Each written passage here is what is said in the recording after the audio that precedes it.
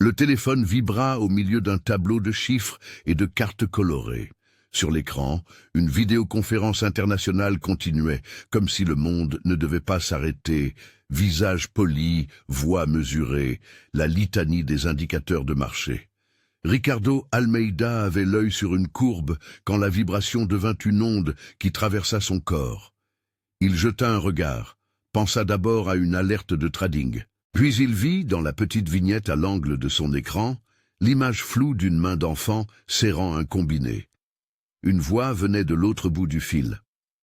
Une voix minuscule, haletante, qui tenait dans quelques mots une urgence que rien sur son écran ne pouvait contenir. « Papaye, j'ai faim, maman ne me donne rien depuis 3 jours. » Le timbre était si jeune qu'il lui déchira la poitrine. Tout se déroba autour de lui. Ricardo coupa sa connexion d'un mouvement sec, la salle de réunion éclatant d'un murmure confus alors qu'il se levait sans dire mot. Les visages sur l'écran passaient en arrière-plan, comme des images de cinéma. Il sentit la rigidité de la veste contre sa peau, la boucle de sa ceinture, la froideur d'un monde où les décisions se prennent en minutes. Et une certitude. Il devait revenir. Il annula les rendez-vous, fit fermer des portes à distance, claqua des ordres au téléphone comme des signatures sur un document. Avant que quiconque n'ait compris ce qui se passait, il avait réservé le premier vol, demandé que l'on prépare la voiture, demandé à Marcella de le rejoindre.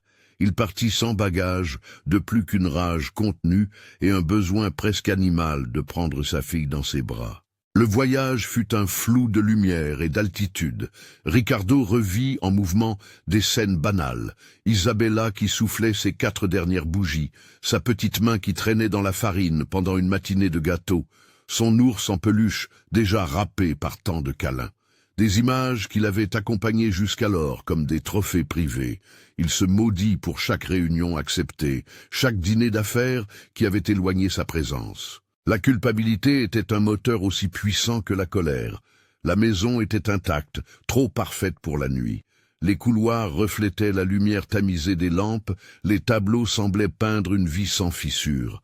Ricardo reconnut immédiatement la signature de Clarisse, tout en ordre, chaque livre à sa place, comme si la maison avait peur de respirer. Il entra sans frapper. Clarisse se tenait dans la cuisine, un tablier impeccable, le visage faisant écran. Elle leva la tête, parfaitement calme. Sa posture ne trahit pas la linge d'une femme pressée, mais d'une femme qui maîtrise chaque regard.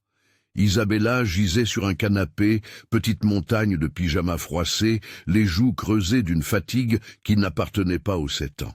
Son ours en peluche, une fois si doux, avait l'œil effiloché et une couture qui menaçait de céder. Elle serra contre elle un bol vide, comme si l'objet pouvait conjurer la faim. Sa respiration avait la lenteur d'un moteur qui peine. Ricardo s'agenouilla sans réfléchir. Sa fille leva la tête, yeux grands, éclatés par la peur et l'étonnement. « Papaye » dit-elle, comme si ce mot pouvait remettre les choses en ordre. Il sentit sa main si petite, la peau presque froide. Un bouton d'alarme fila dans son esprit. Perte de poids, apathie, la façon dont elle avait évité de demander plus fort. Clarisse entra dans la pièce avec les gestes étudiés d'une femme qui a appris à Paris ses réactions. « Il travaillait tard », dit-elle d'une voix mesurée, une phrase conçue pour éloigner. Ricardo demanda, sans colère au début, où était la nourriture. Pourquoi la fillette paraissait si émaciée. Clarisse détourna le regard et montra, du menton, une armoire de cuisine. Un cadenas d'or brilla sur la porte. La clé pendait à la chaîne autour de son cou. « Pourquoi le cadenas ?»« Pour enseigner la discipline, » répondit-elle, comme si elle énonçait une maxime domestique. Son sourire était une facture signée, polie et distant. Ricardo sentit son monde intérieur se fissurer. Le cadenas n'était pas qu'un métal, c'était une certitude transformée en verrou. L'image d'un foyer où l'autorité prend la forme d'un mécanisme froid. Il tourna la poignée, fermée. Il laissa sa main contre le bois, sentant la froideur du métal qui retenait ce qui nourrit. Clarisse enleva l'anneau de sa chaîne et, d'un geste sec, lança la clé sur la table. Elle ne l'afficha ni dans la compassion, ni dans la crainte. C'était une provocation déguisée en justification. « C'est pour son bien », ajouta-t-elle. « Elle doit apprendre la patience. » Isabella observa la clé tomber, comme si elle voyait, pour la première fois, un objet capable de changer son destin. Elle s'approcha lentement, attrapa la petite clé entre ses doigts, rapprocha son visage de Ricardo et murmura, sans l'intonation dramatique des adultes, mais avec la simplicité dévastatrice d'un enfant. « Papa, j'ai attendu. » La parole fut une brûlure dans la pièce. Ricardo ramassa la clé et l'enfonça dans la serrure. Le métal céda. Des boîtes de riz, des sacs de pâtes, des conserves, des paquets soigneusement alignés se révélèrent. Mais les produits avaient la trace d'avoir été laissés là pour l'apparence. Certains étaient périmés, d'autres emballés dans des boîtes que personne n'ouvrait depuis longtemps. L'odeur ne trompait pas. On aurait dit que la nourriture avait été mise en vitrine pour satisfaire un regard, non pour nourrir un corps. Il y avait aussi des petites traces révélatrices, des miettes dans un coin, une assiette mal rincée au fond du placard, des indices de transactions sporadiques, pas d'un approvisionnement régulier. Ricardo sentit un vertige. Il comprit qu'il avait été absent d'une manière qu'il ne voulait plus tolérer. La conversation dégénéra sans élever la voix, selon la logique des grandes maisons de pouvoir, discours préparés pour défendre l'honneur. Clarisse articulait une suite de raisons, de principes d'éducation qu'elle citait comme des chapitres d'un manuel invisible. Elle parlait d'apprentissage, de limites, d'éviter l'habitude d'une gratification continue. Ces phrases avaient l'air de doctrine, elles formaient un écran. Ricardo ne la regarda plus seulement comme une épouse. Il voyait une femme publique, consacrée à l'image, qui avait mis la stricte politique d'une discipline sur le corps d'une enfant. Il pensa au dîner, au gala, au discours philanthropique où Clarisse vantait une gestion rigoureuse de la maison et où leur image se vendait comme une garantie de valeur familiale. La dissonance était un gouffre. Il ramena Isabella contre lui et la porta jusqu'à la voiture, comme si l'acte pouvait effacer les heures de privation. Marcella avait préparé un siège, Dalva, la gouvernante, sanglotait à mi-voix, tandis que Julia, baby-sitter habituelle, restait figée, coupable d'avoir observé ou de ne pas avoir su quoi faire. Les regards entre adultes étaient des questions non formulées. On échangea des mots sans chiffres. Comment a-t-elle pu? Je ne savais pas. Je ne l'ai jamais vue dans cet état. La maison rendait la conversation difficile. Chaque objet semblait leur demander pourquoi ils avaient laissé quelque chose se transformer en silence. Dans la voiture, Isabella posa sa petite main sur la vitre, regarda les lumières défiler et dit 2 mots, presque au hasard, « Je veux une soupe ». Sa voix était un papier froissé par la peur. Ricardo la serra comme si la serrer suffisait pour la protéger contre le monde. Le trajet vers l'hôpital fut une succession de scénarios possibles, consultations, analyses, explications techniques qu'il ne voulait pas encore entendre. Il voulait d'abord protéger, il devait ensuite comprendre. Mais surtout, il devait être là. L'hôpital pédiatrique avait un éclairage froid, qui blanchissait tout, révélant ce qui était masqué par la richesse et la mise en scène. Ricardo sentit la nappe d'asepsie et l'odeur des médicaments comme une vérité qui ne se négocie pas. Le docteur Paulo Mendes l'accueillit avec une politesse dont il avait l'habitude, pragmatique, directe. Il demanda des détails simples, depuis quand, quel signe, si des vomissements, si de la diarrhée, et ces questions formaient le début d'une cartographie clinique. Elle présente des signes de dénutrition modérée, dit le médecin en utilisant des termes précis, sobres, sans pathos. Perte de poids, fatigue inhabituelle, diminution de l'appétit. Nous allons faire des analyses de base et une évaluation nutritionnelle. Il faudra vérifier l'hydratation et s'assurer qu'il n'y a pas de carence aiguë. Il écrivit des notes, agissant comme si chaque mot pouvait prévenir une catastrophe. La procédure médicale suivit un rythme discipliné, prise de température, vérification du rythme cardiaque, prélèvement sanguin en douceur, contrôle du bilan métabolique. Les instruments cliquetaient, le bip d'un moniteur s'installa dans l'air comme un métronome. Isabella tenait toujours son ours, regardant le plafond avec l'air de qui comprend peu, mais enregistre tout.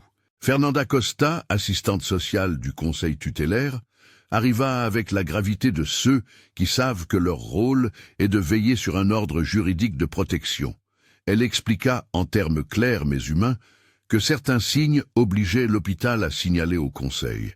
Elle parla de procédures, d'évaluation, de la nécessité d'assurer la sécurité immédiate de l'enfant. « Nous allons organiser une mesure de protection temporaire », dit-elle. « Ce n'est pas une accusation, c'est une mesure de précaution. » Sa voix n'était pas froide. Elle portait le poids d'un métier qui exige de concilier respect et urgence. Ricardo écouta, parfois comme si les mots venaient d'un autre monde. Il se sentit plus présent que jamais. La perspective d'un signalement était à la fois une sanction et une promesse. Sanction pour une situation insoutenable. Promesse d'un cadre où Isabella ne serait plus seule. Il pensa à Clarisse, à l'image qu'elle avait travaillée pendant des années, au discours et au sourire politique. Il pensa à la facilité qu'avaient certaines personnes à convaincre la société de leurs bonnes intentions. Dans les couloirs, il y eut des rencontres qui débutèrent la collecte des preuves. Marcella apporta une série de photos prises discrètement. L'armoire verrouillée, la clé lancée sur la table, quelques boîtes pliées et des dates sur des emballages. Dalva remit un message vocal enregistré sur son téléphone, une alerte d'un soir où elle avait tenté de déposer de la nourriture et avait été repoussée. Julia raconta, en larmes contenues, qu'elle avait vu Clarisse enfermer la nourriture pour montrer que les enfants doivent apprendre à attendre. Les déclarations étaient des tesselles d'un puzzle. Chacune prise isolément pouvait sembler anecdotique, mais mise côte à côte, elle dessinait un schéma. Donna Lourdes, l'ancienne cuisinière de la maison, demanda à parler à Ricardo en privé. Elle était petite, usée, mais seule dans son regard brillait une constance. Elle avait servi des plats pendant des années, avait vu les menus de fête, les préparations somptueuses pour invités prestigieux, et paradoxalement, la ration mesurée laissée pour l'enfant. « J'ai essayé de donner plus », dit-elle. Sa voix était basse, mais chaque mot était une lame. « J'ai mis une soupe dans une boîte. Je ne voulais pas casser les règles. Elle m'a regardé comme si j'étais la coupable. Elle remit des photos qu'elle avait prises de la cuisine, des heures précises où on voyait la porte du placard fermée. Les clichés montraient plus que des objets. Ils témoignaient d'un choix. La banque d'images de Ricardo se transforma soudain en une banque de preuves matérielles. Il demanda à Marcella d'extraire les relevés de dépenses. Ce fut l'un des gestes qui allait suivre le fil d'un récit public. Juxtaposer des extraits bancaires montrant des achats de bijoux, de décorations, de dons somptuaires, à l'absence d'achats réguliers pour l'entretien de la maison ou pour les produits de base.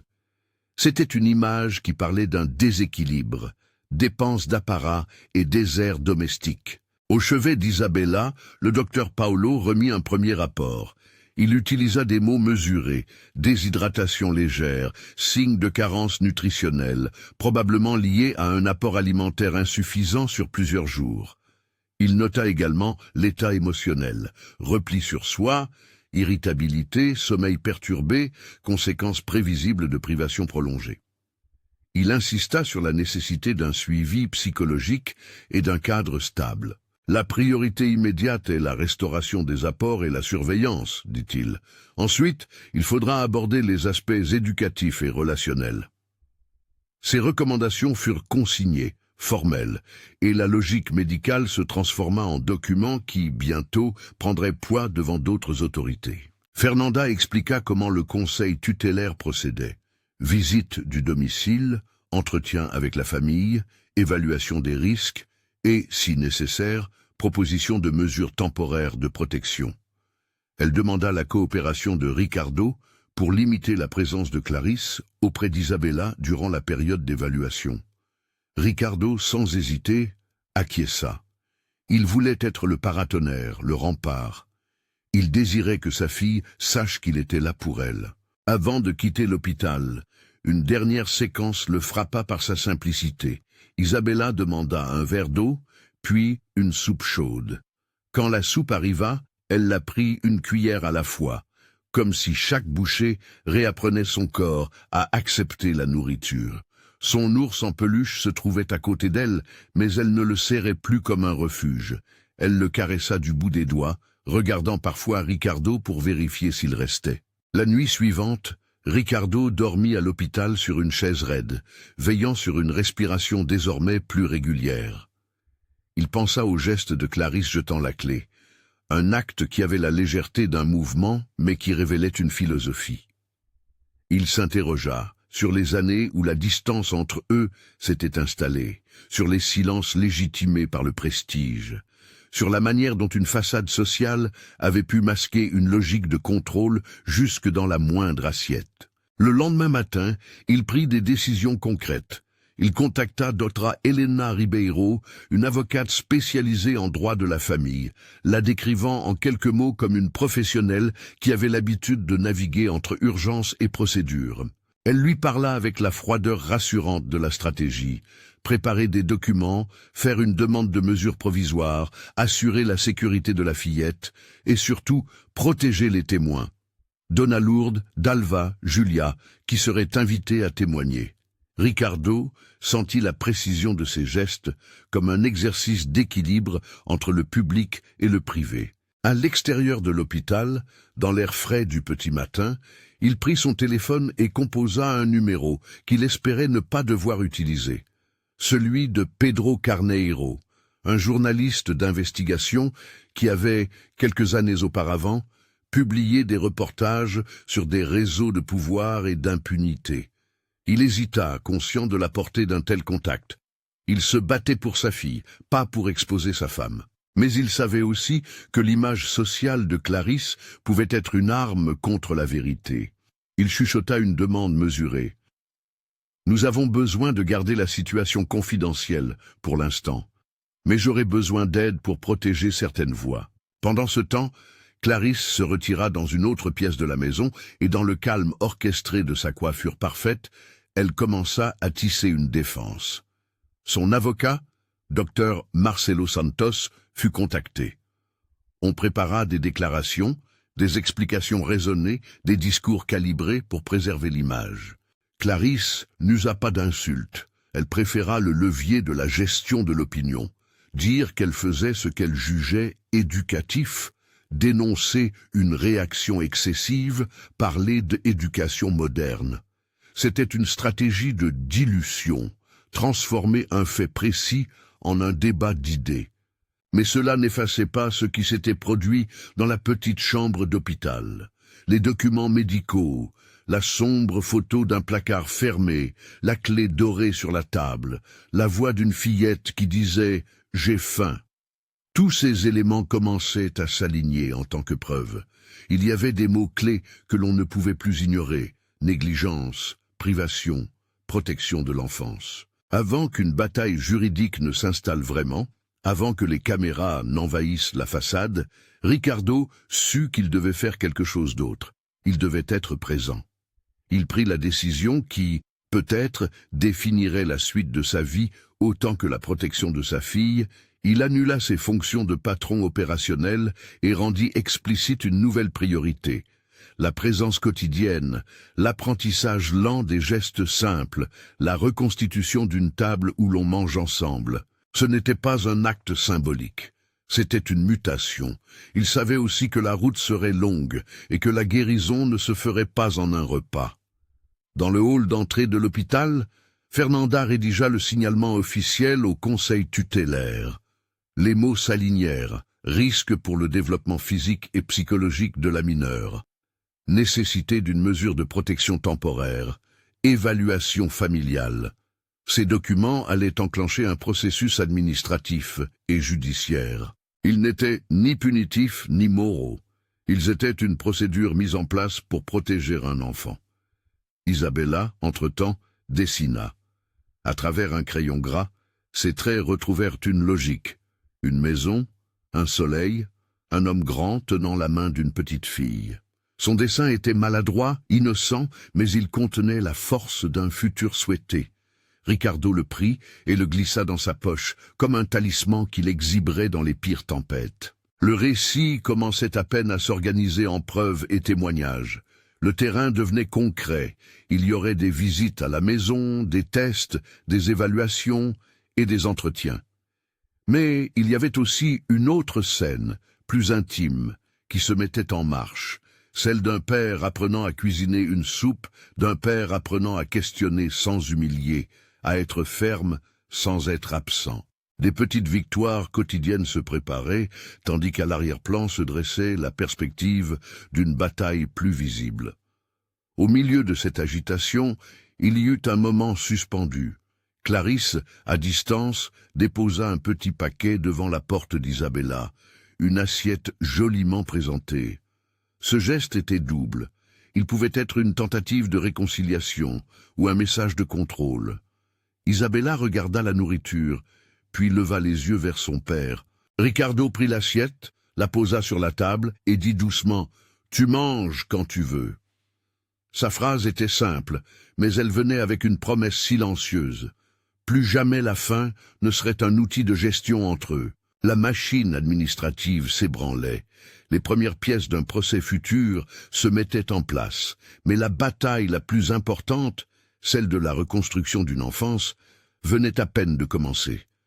Ricardo sut que, pour gagner, il lui faudrait autre chose que des preuves dans des dossiers, du temps, de la constance et l'humilité d'apprendre à être père en pleine tempête. Il se tenait alors dans le couloir blanc de l'hôpital, entouré de papiers officiels et de petites mains qui voisinèrent la sienne, prêt à répondre à l'appel silencieux d'une voix qui avait dit « Papaye, j'ai faim ». Si cette histoire vous touche, dites en commentaire d'où vous la regardez. Les jours qui suivirent furent une course à plusieurs voies, chacune mesurée mais déterminée à assembler la vérité. Elena Ribeiro posa les jalons, demande de copie des relevés bancaires, requête formelle pour obtenir les caméras de surveillance de la résidence lors des jours indiqués, liste de témoins à convoquer. Marcella, précise comme toujours, recueillit chaque document, chaque photo, chaque message vocal avec la minutie d'une archiviste. Les dossiers s'épaississaient, non pas pour exposer Clarisse publiquement, mais pour permettre à un tribunal de voir ce que les murs de la maison avaient caché. Donna Lourdes revint au bureau de Ricardo, le visage fatigué mais la parole claire. Elle raconta, sans mise en scène, ce qu'elle avait observé pendant des années, menus somptueux pour les invités, repas élaborés pour les soirées de charité et, en contrepoint, la portion mesurée réservée à Isabella. Elle n'inventa rien, elle décrivit comme elle voyait en s'appuyant sur preuves photographiques et notes qu'elle avait prises en secret, par peur d'être renvoyée. Sa main trembla quand elle remit une enveloppe, des photos prises à la dérobée, dates et heures inscrites au dos. Elena fit un inventaire calme, vérifiant la crédibilité des éléments, pesant les mots comme le ferait un artisan qui mesure chaque coupe. Fernanda et son équipe effectuèrent la visite à la maison. Ils ouvrirent l'armoire verrouillée en présence d'un constat officiel, prirent des images, relevèrent l'état des aliments, consignèrent l'absence d'achats réguliers sur les réserves indiquées. Les notes de l'assistante sociale ne portaient pas d'émotion. Elles décrivaient l'état factuel d'un environnement où l'accès à la nourriture avait été contrôlé. Ces constats, appuyés par le rapport médical de Dr Paolo, prirent la forme d'un dossier sérieux que la justice ne pouvait ignorer. Clarisse, sentant la menace grandir, ne resta pas inactive. Sous la houlette de Dr Marcelo Santos, elle lança une stratégie mise au point entre avocats et conseillers en images, minimiser, relativiser, transformer la question en un débat sur l'éducation. Des communiqués furent rédigés, des captures soigneusement choisies, d'un sourire maternel furent envoyés aux médias amis. On parla de méthodes éducatives controversées, on évoqua des malentendus. La machine de la réputation se mit en marche, colorant certaines pages de la presse d'un vernis protecteur. Mais chaque communiqué rencontra, dans les dossiers de l'avocate d'en face, des éléments concrets qui contestaient cette représentation. La première audience d'urgence eut lieu dans une salle au mur neutre, où la tension semblait se matérialiser par l'air sec. Fernanda fit lecture du dossier, exposa les mesures demandées, mise en place d'une protection temporaire, limitation de l'accès de Clarisse à l'enfant pendant l'évaluation. Dr Paolo expliqua, en termes professionnels, les signes cliniques observés et la nécessité d'un cadre stable. Les images de l'armoire ouverte furent projetées à la barre, sans voyeurisme, uniquement comme élément factuel, et la clé dorée sur la table fut citée comme symbole d'un contrôle exercé sur l'accès au nécessaire. Le procureur, mesuré, défendit l'intérêt supérieur de l'enfant. L'avocat de Clarisse argumenta la liberté éducative, parla de parentalité différente. Les témoins demandés furent entendus à distance pour préserver leur sécurité. Dalva, la femme de ménage, parla avec la voix basse. Julia, la baby-sitter, répondit aux questions en larmes contenues. Donna Lourdes, plus assurée, exposa sa chronologie. L'ensemble forma un faisceau de preuves que la juge, attentive, prit en considération. La décision temporaire tomba. Mesure de protection immédiate, garde provisoire confiée à Ricardo, évaluation psychologique et sociale ordonnée pour Clarisse. Ce n'était pas une condamnation définitive, mais une balise posée pour protéger l'enfant pendant l'instruction. Pour Ricardo, ce premier mot du tribunal fut un soulagement mêlé à l'angoisse. Il savait que la bataille réelle, longue et tortueuse, ne faisait que commencer. La logique juridique exigeait désormais que chaque affirmation soit sourcée, que chaque témoignage résiste à l'épreuve de la contre-interrogation. Elena organisa des sessions préparatoires avec les témoins. Elle expliqua la forme des questions, la manière dont les faits devaient être présentés sans tomber dans l'émotionnel gratuit. Sa posture fut ferme et empathique. Elle protégea Donna Lourdes et Dalva contre les tentatives d'intimidation que Clarisse laissait filtrer via des mises en garde juridiques et des appels anonymes au personnel. C'est alors que la bataille prit une dimension médiatique. On ne put l'empêcher. Des bribes filtrèrent, des insinuations circulèrent sur les réseaux. Certains commentateurs tentèrent d'instrumentaliser l'affaire pour leur propre cause. Pedro Carneiro, le journaliste contacté par Ricardo, choisit une approche mesurée. Il signala la complexité du dossier, appela au discernement et évita les titres agressifs. Son enquête mettait en lumière un paradoxe que beaucoup avaient du mal à admettre. L'image publique de philanthropie et la réalité domestique d'un contrôle exercé jusque dans la distribution d'un repas. Le contraste attira l'attention, mais Pedro refusa la surenchère, privilégiant la déontologie journalistique. Ses articles posèrent des questions, invitèrent à la prudence et protégèrent parfois la dignité des témoins. Les attaques de Clarisse ne se limitèrent pas à la presse. Elle lança des procédures pour contester la validité de certains éléments. Des lettres formelles exigeant la remise des enregistrements internes, des notifications légales visant à entraver la communication entre témoins et avocats. Elena répliqua sans provocation, en déposant des demandes de protection pour les témoins et en sollicitant des mesures d'urgence pour empêcher toute pression. Ricardo prit une décision claire. Il financerait la défense des employés qui acceptaient de témoigner, parce que sans leur voix, la vérité resterait voilée. Ce choix, plus que juridique, fut moral. Il s'agissait de protéger ceux qui, par fidélité à une conscience simple, avaient agi. Parmi les preuves matérielles, les extraits bancaires prirent une place centrale. On y voyait des dépenses fastueuses pour des réceptions, des achats de décorations, des cadeaux onéreux, tandis que les comptes domestiques montraient une absence d'approvisionnement régulier pour les denrées de base. Elena présenta ces éléments avec la sobriété d'un comptable qui expose des chiffres. Il n'y avait pas d'accusation de crime financier, seulement une mise en perspective des priorités. La juge allait évaluer l'ensemble en lien avec les effets sur l'enfant. Au fil des auditions, la défense de Clarisse essaya de saper la crédibilité de certains témoins. On chercha à faire douter des photos, à argumenter des captures sorties de leur contexte. Mais la cohérence des récits, la concordance des dates et la convergence des preuves finirent par établir une ligne de faits trop précise pour être écartée. Dr Polo confirma que l'état nutritionnel d'Isabella correspondait à une privation d'apports répétés et non à un accident ponctuel. Fernanda exposa les observations comportementales, repli, hypervigilance, peur de demander. Les spécialistes appelés par la défense peinèrent à contredire des constats établis cliniquement. La tension culmina lors de l'audience destinée à trancher la garde de façon permanente. La salle d'audience fut remplie d'une présence presque rituelle. Des dossiers empilés, des visuels projetés, des témoins examinés un à un. La juge Béatrice Fonseca, femme de robe droite et voix posée, écouta chaque mot comme si elle pesait une balance fragile. Les témoignages se succédèrent. Marcella décrivit l'état de l'enfant à son retour. Dalva raconta les tentatives infructueuses de nourrir Isabella. Julia expliqua comment la fillette avait appris à mimer la satiété plutôt que de réclamer. Donna Lourdes, plus ancienne et plus tranchante, rappela des dates et des gestes qu'elle avait consignés.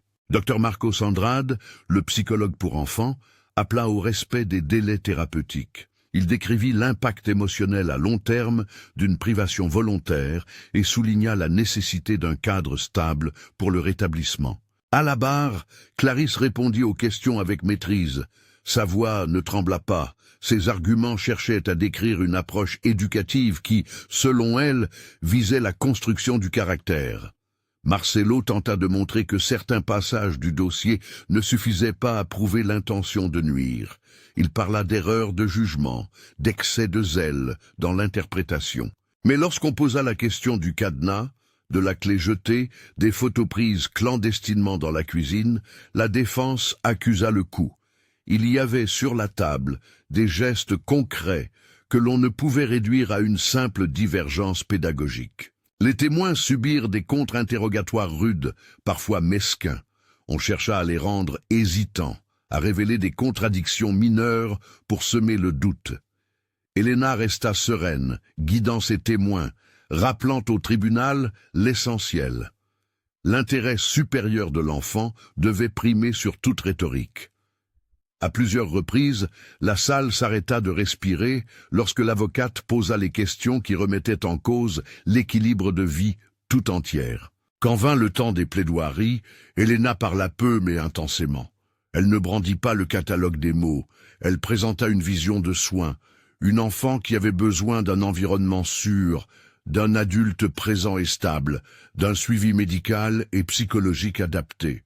Marcelo parla des droits parentaux, de l'éventualité d'une médiation, de l'importance de ne pas briser des liens familiaux. La juge, dans son regard, semblait chercher moins une punition qu'un chemin qui protégerait Isabella et lui laisserait l'espace d'une guérison.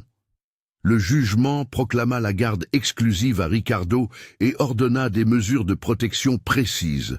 Évaluation psychologique périodique pour Clarisse, visite supervisée si et quand la Cour l'autoriserait, intervention du conseil tutélaire pour suivre l'évolution. Le ministère public lança parallèlement une enquête administrative pour déterminer s'il devait y avoir des suites pénales ou disciplinaires. La décision judiciaire elle-même se concentra sur la sécurité immédiate et sur l'intérêt de l'enfant. La sentence ne fut pas une victoire triomphante. Elle portait avec elle la lourdeur d'un constat, une famille fracturée, des responsabilités à réévaluer, des vies à reconstruire.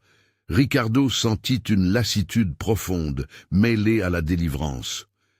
Il remit à Isabella le dessin qu'elle avait fait à l'hôpital, maintenant étoffé de couleurs, et la serra contre lui sans savoir encore comment remplir chaque minute à venir. Vint alors le temps de la reconstruction. Les premiers jours furent une succession de gestes simples, mais lourds de sens. Ricardo réapprit la logistique d'une maison, acheter des fruits, organiser des repas équilibrés, apprendre les horaires de sieste, établir une routine du coucher. Il transforma un bureau auparavant réservé aux dossiers en une table où l'on partageait désormais la soupe. Les rituels furent inventés par tâtonnement, une histoire avant le coucher, une chanson improvisée, le rituel de 3 petites bouchées qu'Isabella acceptait quand elle avait peur. Dans ces instants, le père comprit que la présence régulière valait parfois plus qu'un discours affectueux. C'était la preuve quotidienne d'un engagement. Le docteur Marcos entama avec Isabella un travail patient. Les séances débutèrent par des jeux, des dessins, des moments où l'on apprenait à nommer les émotions plutôt qu'à les vivre en silence. Il ne chercha pas à précipiter les mots violents.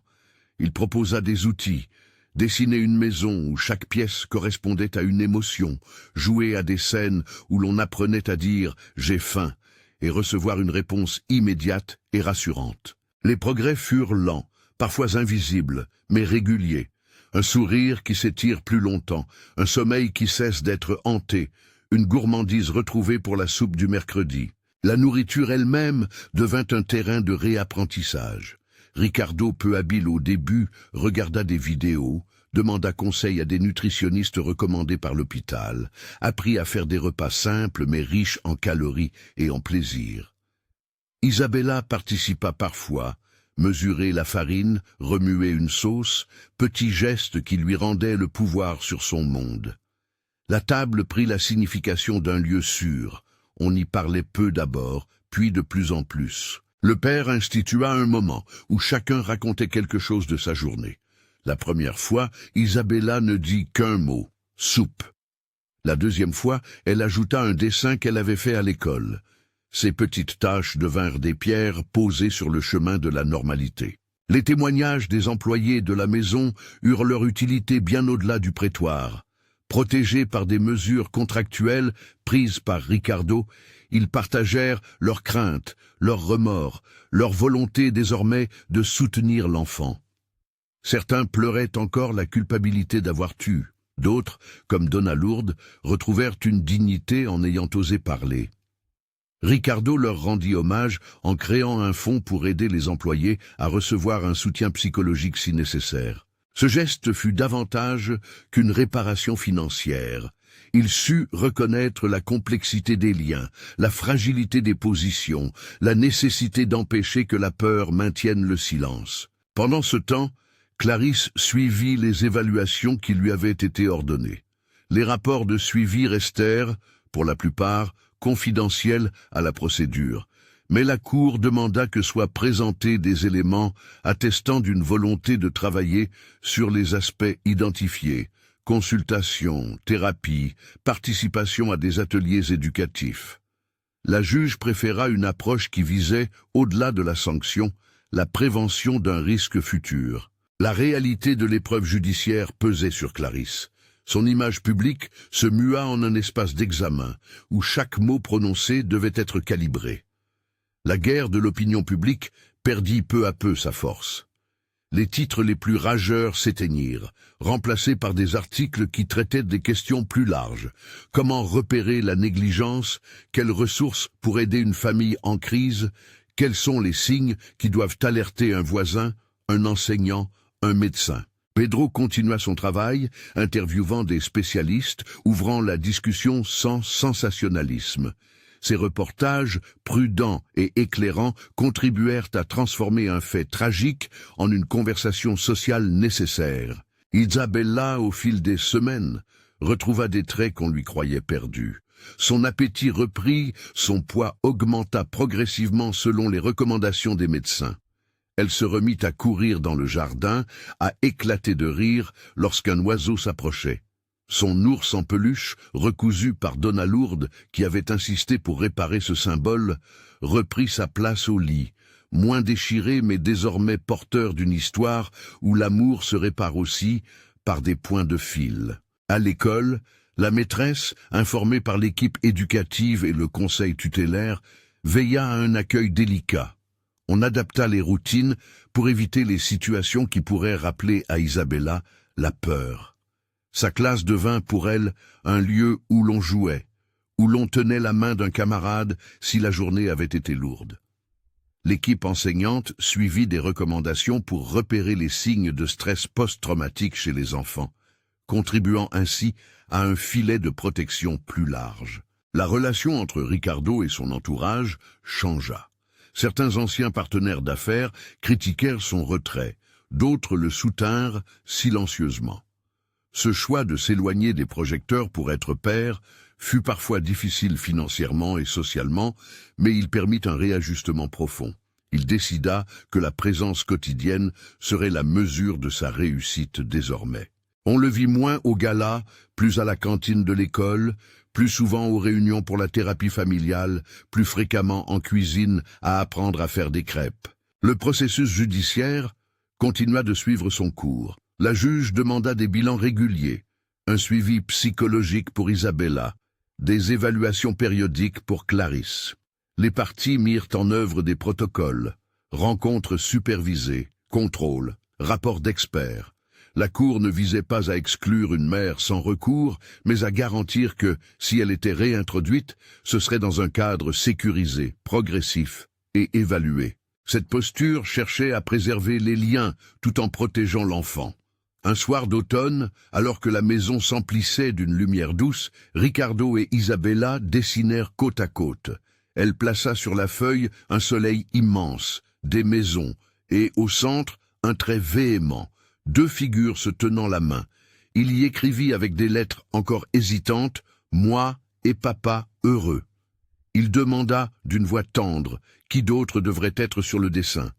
Elle réfléchit, puis ajouta un cœur, puis un petit chien.